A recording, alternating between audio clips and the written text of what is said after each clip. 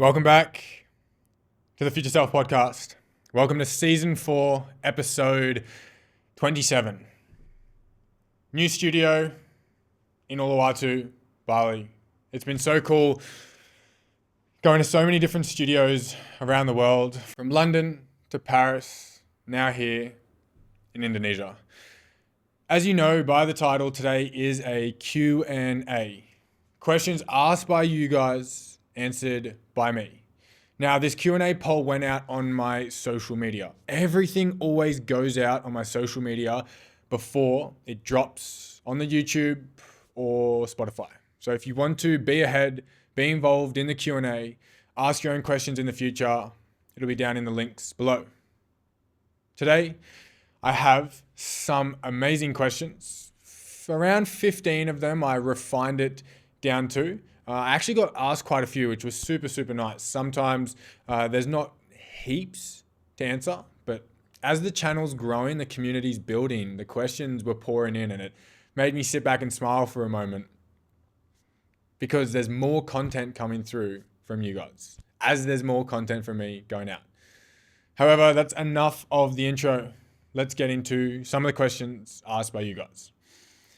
Number 1, what is your proudest moment to date, and did you share it with anyone or sit with it by yourself? My most proudest moment in my life to date was traveling the world solo, completely on my own, unplanned, unprepared, no itinerary, week to week, choosing, moving, planes, trains, buses. That has been probably to date the biggest achievement I've ever undertaken. Now, because of the world of social media, I shared it with all of you guys. I posted it everywhere. Content, stories, videos, the mess ups, the good times, the amazing sights. The reason it is my most proudest achievement to date is because of what it takes to do it. I had this conversation with so many people when I got home. Solo traveling on its own, really hard. Solo traveling, running a podcast, and running a big coaching business, even harder. I didn't realize how tricky it was going to be managing the solo travel for everything I wanted it to be for myself, as well as no standard dropping in my business and increasing the output and quality of the podcast. It's easy to do something new and let something you were currently doing drop back or decrease or dilute. It's hard to keep the same standard whilst undertaking a journey such as traveling. It has been the biggest thing that has changed my life. One of the biggest tools, experiences that just exacerbated my growth so quickly. It changed me so much as a person. I almost feel embarrassed to talk about how different I was going into it to how different I was coming out of it.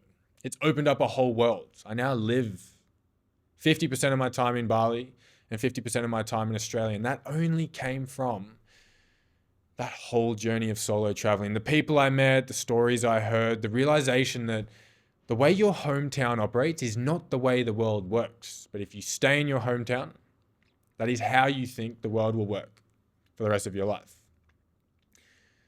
Number 2, what is your idea of a healthy relationship? Huge topic. I'm going to strip it back. 2 points. You have to be your partner's number 1 supporter. You have to believe in their dreams exactly like they believe in them, if not more. You have to encourage them to do the things they're scared of, encourage them to take risks, back them, but don't echo chamber. Don't, you're killing it, everything's great, don't change anything if they need to change something. I've realized an amazing relationship, and I'm talking about this from an intimate relationship because that's where it was asked from, is about being your partner's best friend. And a good friendship has support, has the ability to call out, has the ability to hold accountable, and has the ability to listen and conversate.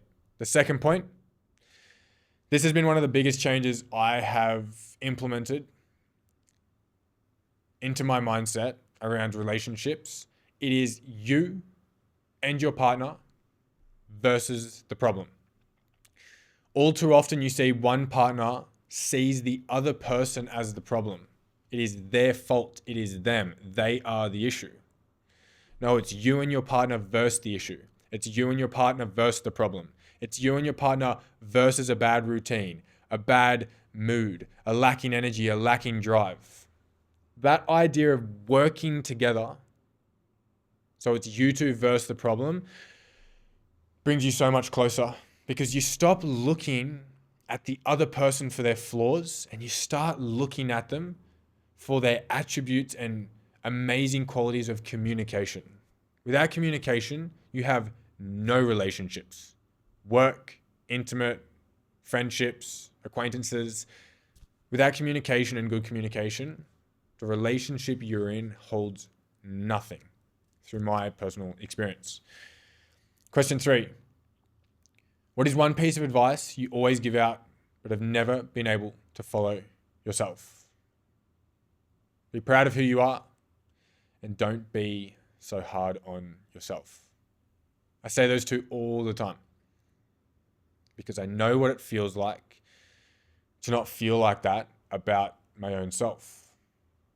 I've never in my adult life been proud of myself. I've been proud of what's been done, or I've been proud of an achievement, but I've struggled to be proud of me. And then pushing yourself too hard. It's tough having a relentless standard. I owe a lot of my success and the life I live now to that dynamic. But you drink too much of the tonic that helps you and it starts to poison you. So the advice I always give out, be proud of yourself. Don't be so hard on yourself. That is what I struggle or am unable to take on myself.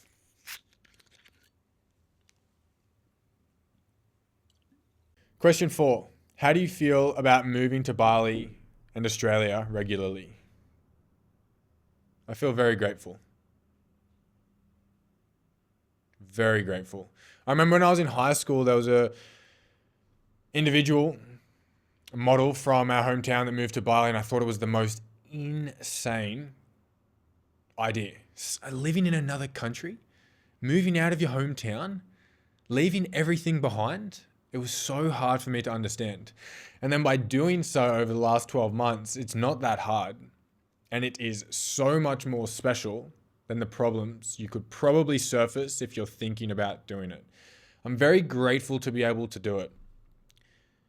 Because at 23 years old, to be able to be on a scooter in the sun, go to the beach, train at some of the best gyms in the world, meet some of the most amazing individuals from all over the world, and then whenever I feel like it, be able to go back to Australia, back to my family, my friends, my house, my car, my routine, my hometown. That ability of adaptability, that ability of financial freedom, that ability of smart work, planning, and showing up for your future self. The life I live now is a representation of showing up for your future self. Doing the work now so your future self can thrive. So the work I did back then allows me to live the life I live right now. The work I'm doing right now is going to allow my future version to live the life that I dream for him to live and that I know he dreams to live for himself. Another important point about living between the two is it allowed me to realize yet again that the way your hometown operates is not the way the world works. The way the people are, the expectations, the pathways undertaken, the style of living, it's not the same at all over here. With the locals, with the expats, with the tourists.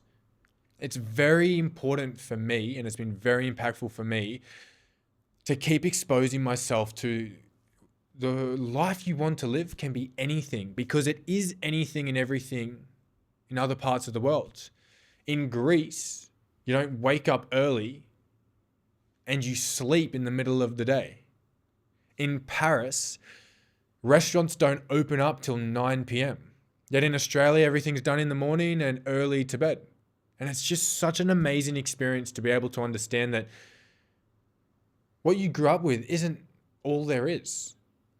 And it almost scares me to think that some individuals won't ever get to understand and realize the world is so different in so many other parts and places, so many other countries, islands, different time zones have completely different ways of living. And that's helped me personally because as a later teen, I got really stuck in the struggle of everything having to be regimented, routine, strict. Nothing can change. This is the life I need to live. This is how it has to be. And I would dare say the exposure to so much of the world, different cultures and countries, has allowed me to completely revamp that thought.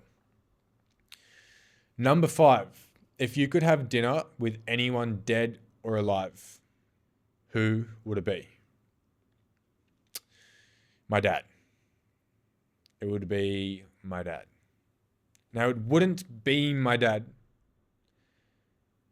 to reminisce on past times. It would be my dad to show him what's being created, cultivated,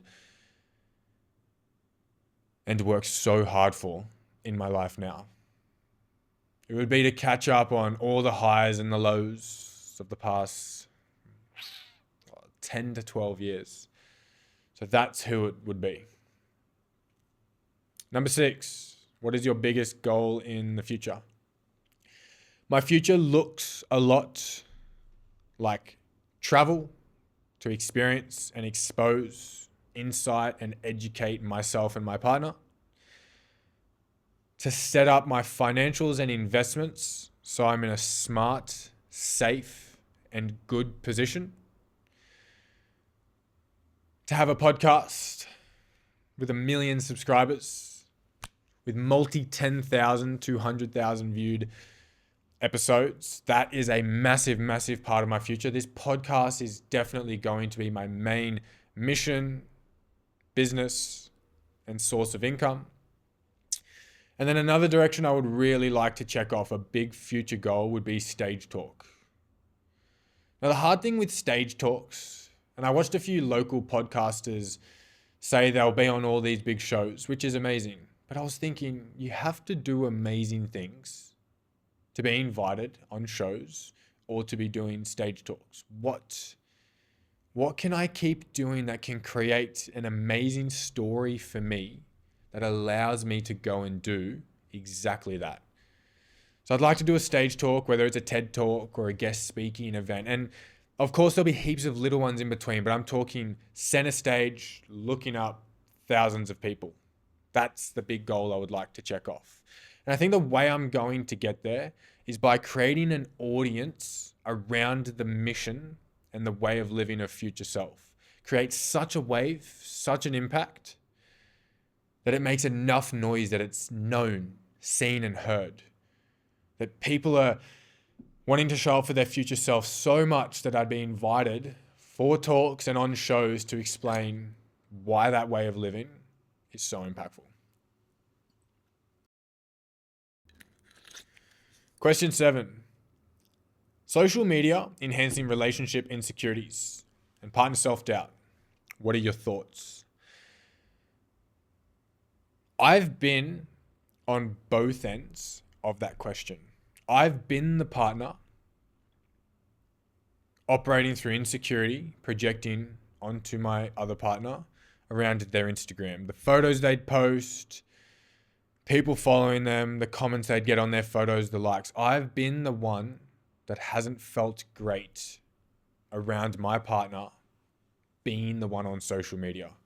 And it sucked. And it was really hard. But it sucked and it was really hard with who I was and how I was at that point in my life.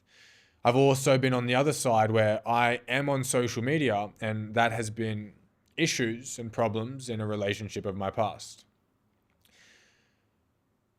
What changed for me is self-perception.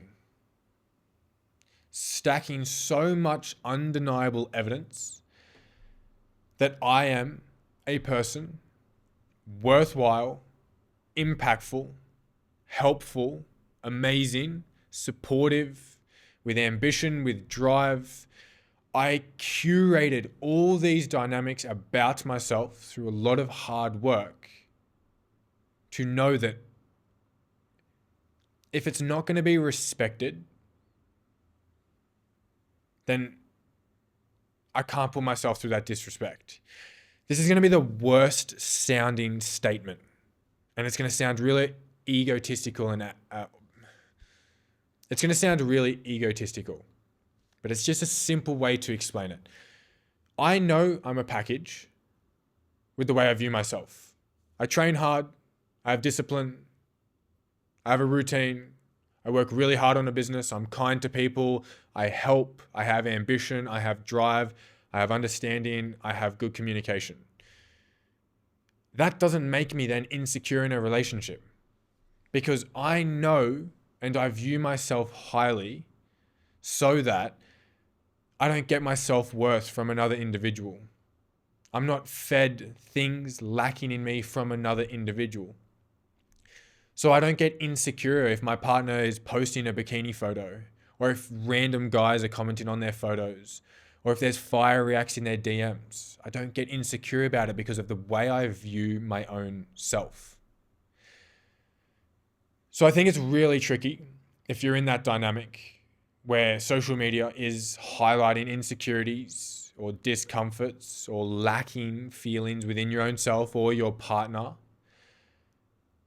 I feel like the way you could go about it and the way I've gone about it in the past is communicating, supporting, and reminding if I'm the one that is on social media and my partner's not feeling good. But then also when I was in the opposing, start to cultivate a human being you are proud of, so you know you are the package and you know that it's a loss for your partner if they lose you, so then you don't need to be insecure.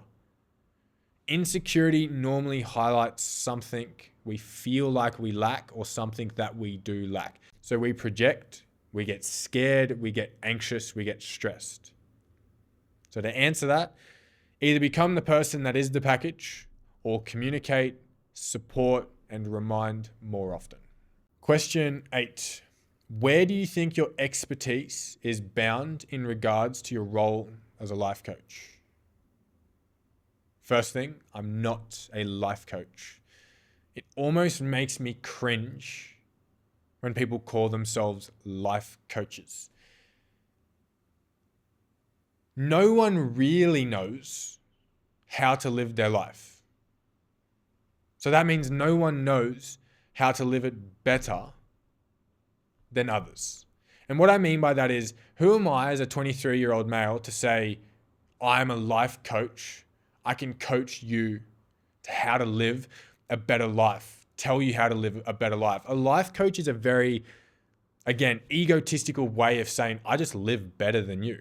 Now, we can't be naive to the fact that some people do live better. Some people do know more things. Some people operate better systems than others. The way I like to think about my coaching is I embody what I coach. I live a life of showing up for my future self. That doesn't mean I live life better than you. That doesn't mean the way I go about things is better than the way you do. But the way my coaching works is it attracts individuals that admire how I live my life or admire the outcomes of living your life for your future self, or they idolize the traits such as discipline, such as routine, such as showing up for yourself, such as self-backing. So they're the people I coach. I don't coach everyone saying, I live better than you, work with me. It's a fucking weird and rude way to go about it. I live and embody a lifestyle that people admire. Just like I tune into a podcast because I admire the way someone thinks. So I want to be exposed to their thoughts, be exposed to their conversations, be exposed to more of the way they operate. So it's not this idea that I live better, you live shit, work with me. It's I live a certain way, which is future self. I live showing up for my future self. If that's something you like, enjoy, lack, or want to change, then yes, I am the coach for you. So I would dare say delayed gratification is an area of expertise I have with coaching. Creating reasoning behind why you do what you do and reasoning behind why the actions you're needing to take are worthwhile taking. So it's not just go to the gym, lift weights, eat clean food. Why do you not lift weights in the first place? Then when we start to get you to lift weights, what does lifting weights represent to you now? It's not just a gym session. Lifting weights for someone might represent self-respect. It might represent self-belief. It might represent doing what you say. So then if you connect a reason to your action, you'll stick to doing the action way longer. If I just went for a walk for fat loss and it was just to lose fat, once I lose the fat, I'd stop walking. But if I go for a walk because it represents discipline and as a byproduct I lose fat, I will do the walking forever because it represents discipline.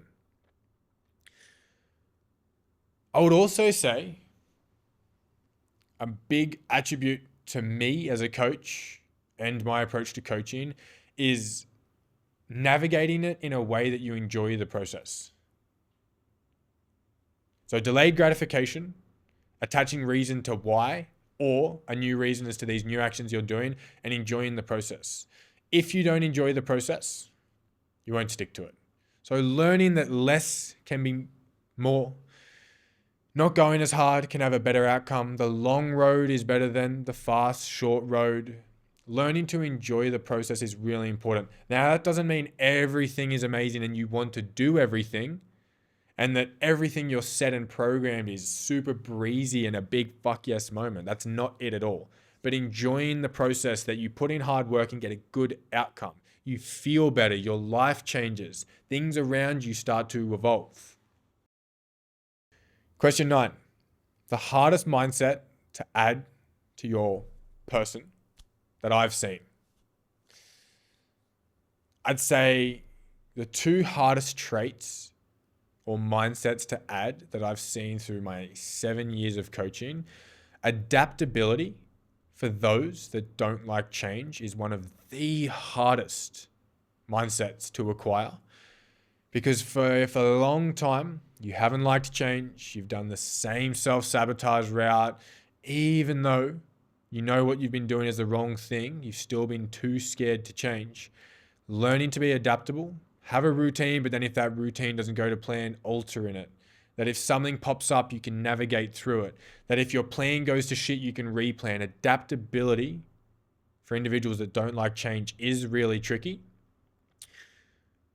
The other one, I would say, that's the hardest to acquire. Long-term vision. That doing less in the long run equals more. Anytime someone starts a new journey, I want it now. I've been overweight for 5 years. I want to be a healthy body fat in 12 weeks. I've been weak for 15 years. I want to be strong right now. I've been unhealthy for X amount of time. I want it right now. It's a really tricky mindset to understand that doing less gives you more. And I see this all the time. And there's a question later on in these questions that you guys asked that will tie in back with the answer I'm giving. But not wanting right now and being selfish and setting your future self up for long-term success. That's a little tricky to understand. And that's why I do have a coaching company called Future Self, because it's hard for people to do. So I teach and handhold and program for it. Question 10. Most common struggle you see in your field of work. Starting and falling off. Almost every journey has that. However, and what I've seen with my clients, they start and fall off and pick back up.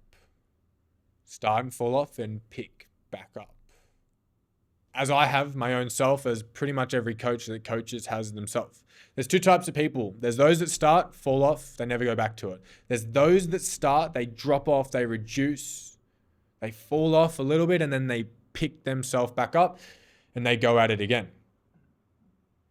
However, it is the most common I see in almost every journey. Starting, killing it, thriving, doing well, something pops up. They get sick, they break up with their partner, they lose their job, they have to move houses, something relatively drastic, and then they never pick it up again. I always say this to my clients. If in that dip that you're in, if you can get yourself out of this dip right now, you're in this forever. And you will change your life forever. It's not hard to lose weight initially. It's not hard to go to the gym for a little bit. It's not hard to exercise, change your mindset, read your podcast, wake up early. It is fucking hard to do that after a dip, struggle, or a low moment in your life. But if you can, and if you can see that through, you have truly changed your life forever.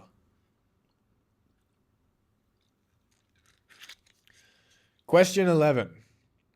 What is your biggest fear? My biggest fear used to be failure. I was terrified of it.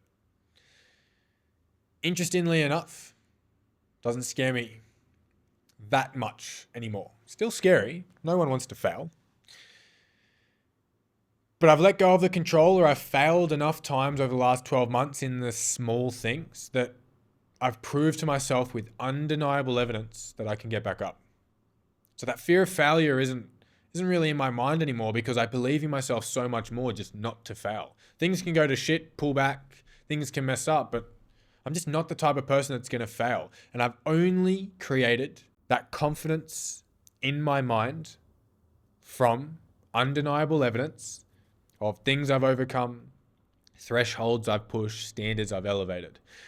However, my biggest fear in my life at current is losing my parents, family, or friends. I don't know what it is about that, but it's become a fear of mine recently, and I could probably connect it to deeper connections with them, spending more time, holding more value, creating more memories. But that is my biggest fear at the moment, losing someone important to me in my life. Question 12. What was the moment you realized coaching was what you wanted to pursue? This might be an interestingly weird answer, but growing up as a kid, I always had this empathetic soft spot for disabled humans or elderly people. Whenever I'd see them down the street, I'd either cry or get tears in my eyes or point the individuals out to my mum. I always had this soft spot for individuals that couldn't operate a life as most of us do. That was just a trait.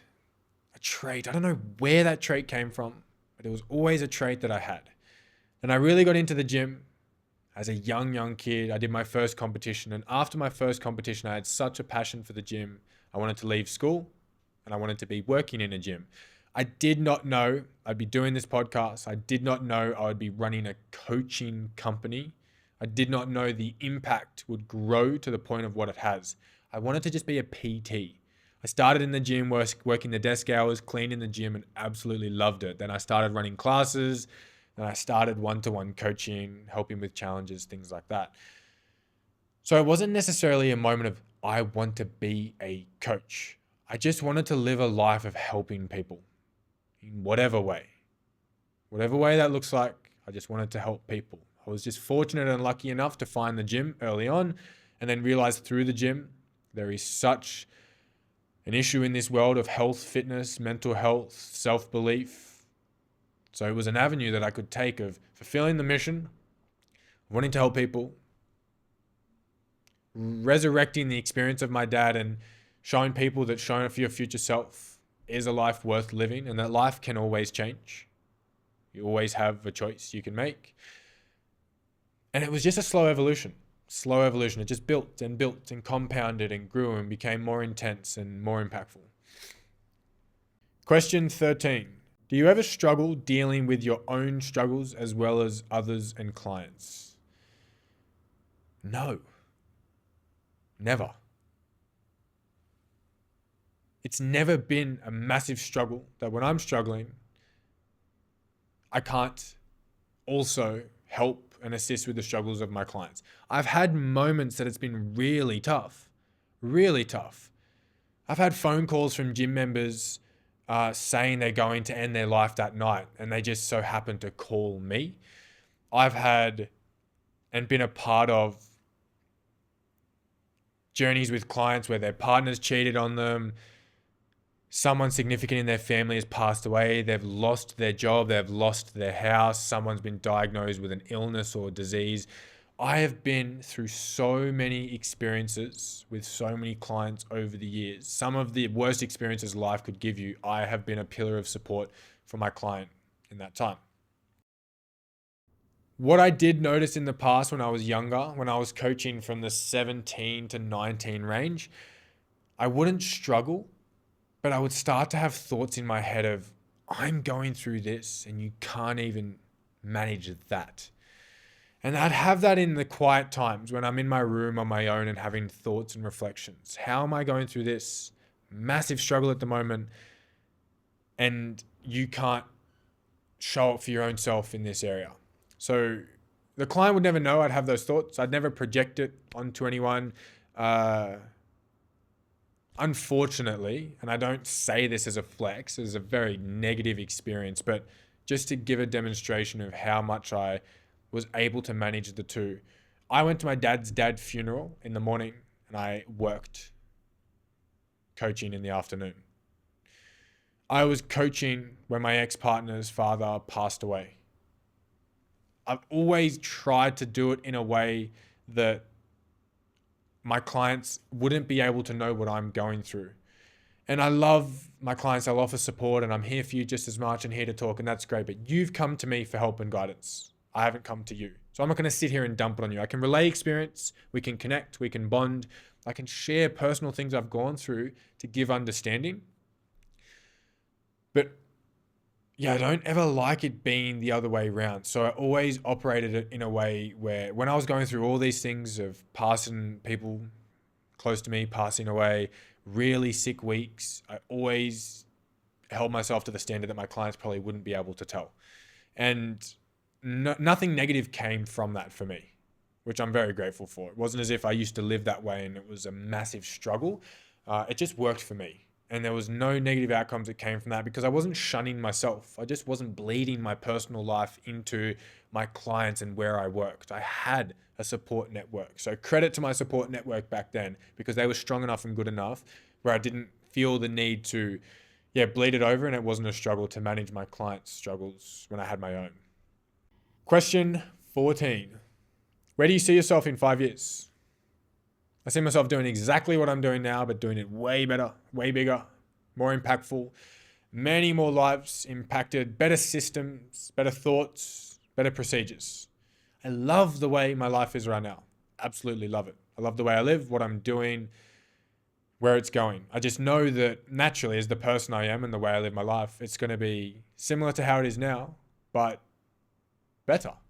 I also then have the ideas of preparing life for a partner, for a family, basing myself somewhere, big podcast, stage talks, things like that. So that's where I do see myself going. High ticket coaching client, bigger impact, not working only one-to-one, where an hour of my time is a one-to-one conversation, but an hour of my time is a 5 to 10,000 plus people, stage talk impacting 5 to 10,000 people. And that's where I see myself. Literally doing what I'm doing now and just heading in the direction of things getting better, more impactful, and fine-tuned. Question 15. When starting a journey and faced with slow results, how do you avoid disappointment? I actually wrote a few things down here because I didn't want to have a heat of the moment not cover this because it's a really important question and it is a struggle so many individuals go through. What I wrote down, and I'll elaborate. Results are a byproduct of change. Change isn't a byproduct of results. You need to grow a deeper understanding and relationship with your reason of why you're wanting to change. Depending on what your result is, but let's just say fatloss because it's simple, it's easy, and everyone knows about it. If you've lived a life of self-disrespect for a long time, or self-lacking, or as a secondary character, you weren't showing up for your own self. And that's led you to where you are now. You should not be undertaking these actions to lose fat. You should be undertaking actions that lose fat as a byproduct of learning to respect yourself, learning to love yourself, learning to be healthier, learning to live a better life. Stop looking at what you're doing as the reason for a result and start looking at it as a reason, like I said, my expertise in coaching a few questions back, as a reason deeper to do the action. Walk for self-respect. Go to the gym for discipline. Eat better for self-love. Improve your sleep for self-care. Don't walk for fat loss, gym to build muscle, eat better to lose fat, build muscle. You need to connect a better, deeper, and more impactful reasoning as to why you're doing it, even though we know the byproduct of doing it is fat loss. Another bit of advice I would give you, stop looking at your feet and look up at the horizon. Slow results initially in your journey. Your journey is to live a better life, to lose fat, to be healthier, to be happier, to be fitter, smarter, more self-care.